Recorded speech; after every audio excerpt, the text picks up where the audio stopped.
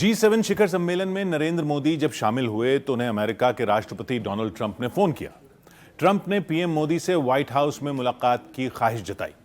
Trump चाहते थे कि प्रधानमंत्री नरेंद्र मोदी इजरायल ईरान युद्ध संकट के बीच अमेरिका के साथ दिखें, लेकिन ट्रंप की यह कोशिश नरेंद्र मोदी के सधे जवाब से धरी की धरी रह गई।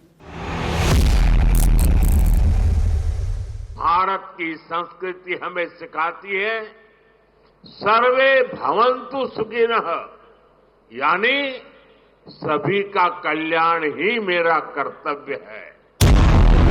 नरेंद्र मोदी भारत के त्याग और तप की महान परिपाटी के रखवाले हैं। कोई लाख कोशिश करे प्रधानमंत्री को टस से मस नहीं कर सकता। ट्रंप ने पीएम मोदी को जब व्हाइट हाउस का न्योता दिया तो जवाब चौंकाने वाला था। अमेरिका के राष्ट्रपति ट्रंप ने मुझे फोन किया। उन्होंने कहा कि अब कनाडा तो आए ही हैं तो वॉशिंगटन होकर के जाइए। मैंने अमेरिका के राष्ट्रपति को कहा कि आपका निमंत्रण के लिए धन्यवाद, मुझे तो महाप्रभु की धरती पर जाना बहुत जरूरी है। इजरायल और ईरान दोनों भारत के दोस्त हैं। पीएम मोदी ने युद्ध में उलझे देशों से दोस्ती निभाकर सबसे दिग्गज स्टेट्समैन की नजीर पेश की। इसी खाड़ी युद्ध की त्रासदी ने जब दुनिया को डराया, जब नौबत परमाणु युद्ध की आई, तब ईरान और इजरायल में फंसे हजारों भारतीय नागरिकों की सलामती के लिए नरेंद्र मोदी ने ऑपरेशन सिंधु शुरू किया। एक तरफ तेल अवीव, दूसरी तरफ तेहरान, दुनिया के दो देश दहल रहे थे। एक तरफ ईरान के हमले और दूसरी तरफ इजरायल के अटैक। यह युद्ध खत्म होने का नाम नहीं ले रहा था। इस बीच अमेरिका ने भी युद्ध में एंट्री ले ली। तब भारत ने बारूदी बैटल ग्राउंड से अपने नागरिकों को बचाने का साहसी मिशन शुरू किया।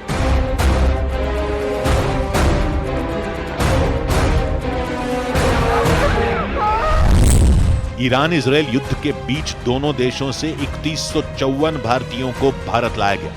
24 जून की रात 12:01 से शुरू हुआ ऑपरेशन युद्ध विराम समझौते के ऐलान के दिन तक चलता रहा।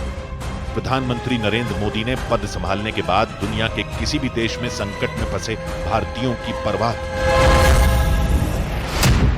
ऑपरेशन गंगा 2022 यूक्रेन से भारतीय छात्रों और नागरिकों को सुरक्षित निकालने के लिए ऑपरेशन गंगा शुरू किया गया था।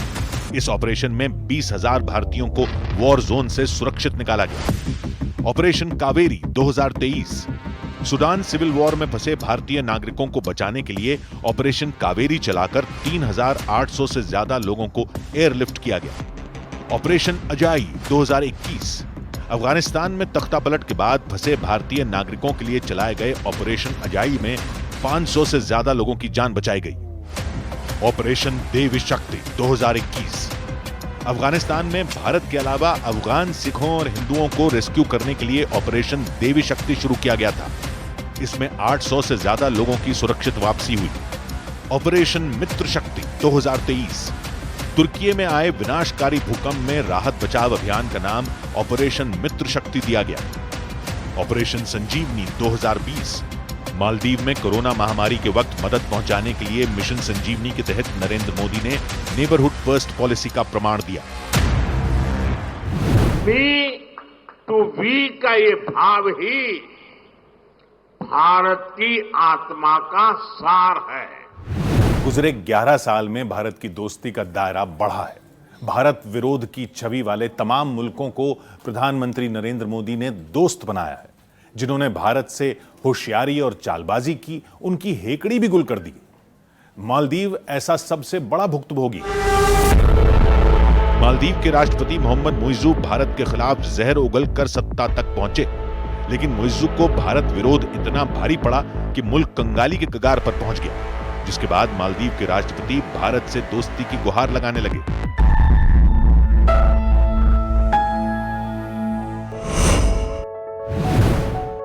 पीएम मोदी पर न्यूज़ 18 की खास सीरीज जारी है। कल रात 10:10 पर देखना ना भूलें।